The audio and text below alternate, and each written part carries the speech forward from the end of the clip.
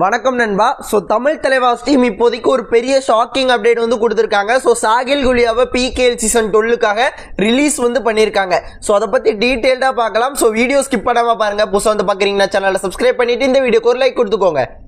And வீடியோவில் சாகில் குலியாவை பற்றி பேசுறதுக்கு முன்னாடி நேற்று ஒரு அப்டேட் வந்து கொடுக்க மறந்துட்டேன். அதாவது இப்போ ரீசெண்டாக நேஷனல் கேம்ஸ் நடந்துருந்துச்சு. ஸோ அதில் யூபி டீம் வந்து சாம்பியன்ஷிப் பட்டம் வந்து அடிச்சிருந்தாங்க.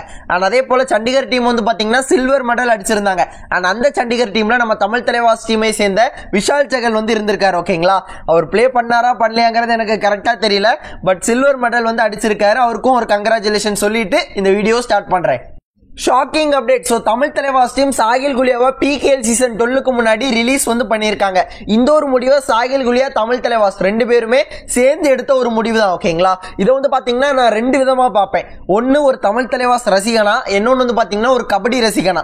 தமிழ் தலைவாஸ் ரசிகனா பார்க்கும்போது இது ஒரு பெரிய ஒரு லாஸ். ஓகேங்களா, ஏன்னா இவ்வளோ நாள் நம்ம கூட இருந்திருக்கார், நிறைய விஷயங்கள் நம்ம டீமுக்காக பண்ணியிருக்கார். இந்த பிகேஎல் சீசன் 11 மட்டும் எடுக்கக்கூடாது. பிகேஎல் சீசன் நெட்டில் ஆரம்பிச்சாருன்னு நினைக்கிறேன். அந்த சீசன் எனக்கு நல்ல ஞாபகம் இருக்கு. நிறைய அட்வான்ஸ் டேக்கிள் பண்ணி பாயிண்ட்ஸ் கொடுத்துட்டே இருந்தார். நிறைய கிரிட்டிசிசம் வந்து அவர் மேல வச்சிருந்தோம். ஆனா பிகேஎல் சீசன் 9 வரும்போது அப்படியே அவரோட கேம் எல்லாத்தையுமே சேஞ்ச் பண்ணி ஒரு கட்டத்துல சாகர் கூட இல்லை. ஆனா அந்த இடத்துலயும் அந்த லீடர் பொசிஷன் எல்லாத்தையுமே எடுத்துக்கிட்டு பயங்கரமான கேம் பிளே வந்து கொடுத்துட்டு இருந்தாரு. அது ஒரு சீசன் மட்டும்தான் அப்படிங்கிற மாதிரி நிறைய பேர் நினைச்சாங்க. ஆனா பிகேஎல் சீசன் 10லயும் ஒரு பயங்கரமான பர்ஃபார்மன்சஸ், கன்சிஸ்டன்டா பர்ஃபார்மன்சஸ் கொடுத்தார். தமிழ் தலைவாஸ் டீம்ல யார் பிளே பண்ணா அதை பத்தி அவர் கவலையே இல்லை. ஆனா அவர் வந்து அவரோட கேமை எந்த வகையிலும் குறையாம ரொம்ப அற்புதமா கன்சிஸ்டன்டா பெர்ஃபார்மன்சஸ் தமிழ் தலைவாஸ் டீமுக்காக பிகேஎல் சீசன் 10ல கொடுத்துட்டு இருந்தாரு.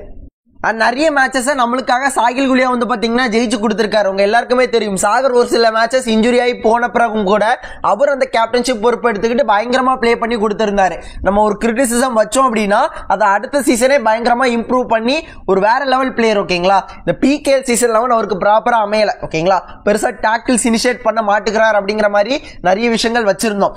ஸோ ஒரு தமிழ் தலைவாஸ் வேணா பார்க்கும்போது ஒரு பெரிய லாஸ் தமிழ் தலைவாஸ் டீமுக்கு.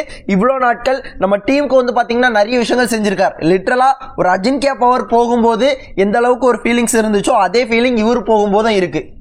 அண்ட் எனக்கு இன்னும் ஒரு சில விஷயங்கள்லாம் தோணுது. என்ன அப்படின்னு கேட்டீங்கன்னா, சாகில் குலியா பிகேஎல் சீசன் 8ல இருந்து நம்ம டீமுக்காக பிளே பண்ணிட்டு இருக்காரு.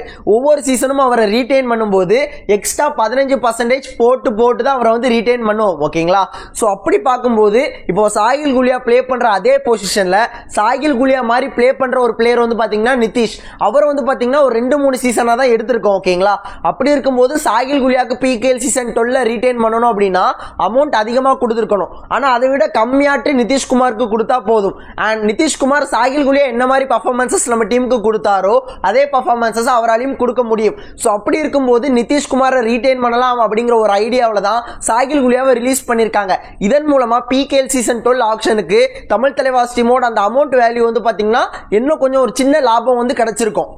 உங்களுக்கு புரியும் நினைக்கிறேன். ஒரு சின்ன எக்ஸாம்பிள் சொல்றேன். சாகில் குலியாவை பிகேஎல் சீசன் 12க்கு ரீடைன் பண்ணணும் அப்படின்னா ஒரு 8.5 கோடி கொடுக்கணும் அப்படிங்கிற மாதிரி வச்சுப்போமே. ஆனா நிதிஷ் வந்து பாத்தீங்கன்னா 5.5 கோடிக்கே ரீடைன் பண்ணிடலாம். ஓகேங்களா, அப்படி இருக்கும்போது ரெண்டு பேரும் ஒரே பொசிஷன் தான் பிளே பண்றாங்க, ஒரே மாதிரி தான் பிளே பண்றாங்க. சாகில் எந்த அளவுக்கு பர்ஃபார்மன்சஸ் கொடுக்குறாரோ அதே கேமை நிதிஷும் கொடுக்குறாரு. அப்படிங்கும்போது நம்ம நிதிஷ்க்கு தான் ஃபர்ஸ்ட் ப்ரெஃபரன்ஸ் கொடுப்போம். ஏன்னா அமௌண்ட்டும் கொஞ்சம் குறையுது, நமக்கு நல்ல பர்ஃபார்மன்சஸையும் சாகில் அளவுக்கு அவரால் கொடுக்க முடியும். ஸோ அதன்படி பார்க்கும்போது நம்ம நிதிஷை தான் ரீடைன் செய்வோம். அதே விஷயத்தை தான் இங்க வந்து பாத்தீங்கன்னா தமிழ் தலைவாஸ் டீம் செஞ்சிருக்காங்க. ஸோ நிதிஷ் இருக்கிறாரு, சாகில் போகட்டும் அப்படிங்கிற மாதிரிலாம் நம்மளால விட முடியாது. ஏன்னா நிறைய விஷயங்கள் நம்ம டீமுக்காக செஞ்சிருக்காரு. பிகேஎல் சீசன் 8ல அவ்வளோ கிரிட்டிசிசம் அவர் மேல வந்து நம்ம வச்சிருந்தோம். அவளோட டெபியூட் சீசன்ல அவ்வளோ கிரிட்டிசிசம் நம்ம வந்து வச்சிருந்தோம். அண்ட் அதெல்லாம் ஒரு வகையில கூட புறன்படுத்தாம பிகேஎல் சீசன் 9ல ஒரு பயங்கரமான கம்பேக் வந்து கொடுத்திருந்தார். பிகேஎல் சீசன் 10 ஸோ அந்த சீசன்ல தமிழ் தலைவாஸ் டீம்ல யாராலையும் ஒழுங்கா பிளே பண்ண முடியல. ஸோ சாகருக்கு கூட இன்ஜுரி ஏற்பட்டுச்சு வந்தாரு. இந்த மாதிரி நிறைய விஷயங்கள் இருந்துச்சு. பட் எல்லா மேட்சஸுமே கன்சிஸ்டன்டா தமிழ் தலைவாஸ் டீமுக்காக பெர்ஃபார்மன்சஸ் பண்ண ஒரே பிளேயர் வந்து பாத்தீங்கன்னா சாகில் குலியா. இந்த பிகேஎல் சீசன் அவருக்கு ப்ராப்பரா போகல. சோ அவர் போனா போகட்டும் அப்படிங்கிற மாதிரிலாம் விட முடியாது. அவர் போனது உண்மையிலேயே ஒரு பெரிய இழப்பு. நிறைய விஷயங்கள் நம்ம டீமுக்காக செஞ்சிருக்காரு, நிறைய சாதனைகள் படைச்சிருக்காரு, நிறைய கிரிட்டிசிசம் நம்ம அவர் மேல வச்சிருக்கோம். சோ இந்த மாதிரி நிறைய ஒரு நல்ல மெமரி வந்து சாகில் குலியா கூட இருக்கு. சோ ரொம்ப வருத்தமா இருக்கு, என்ன சொல்றதுன்னு தெரியல. அண்ட் அவ்வளோதான் நம்ம வீடியோ. ஸோ நீங்கள் சாகில் குலியாவை ரிலீஸ் பண்ணதை பற்றி உங்களோட ஒப்பீனியனை மறக்காம கமெண்ட்ல சொல்லுங்கள். ஸோ இதே போல நல்ல வீடியோவில் நாளைக்கு பார்க்குறேன். அது வரைக்கும் டாட்டா பை பை, see you நண்பா.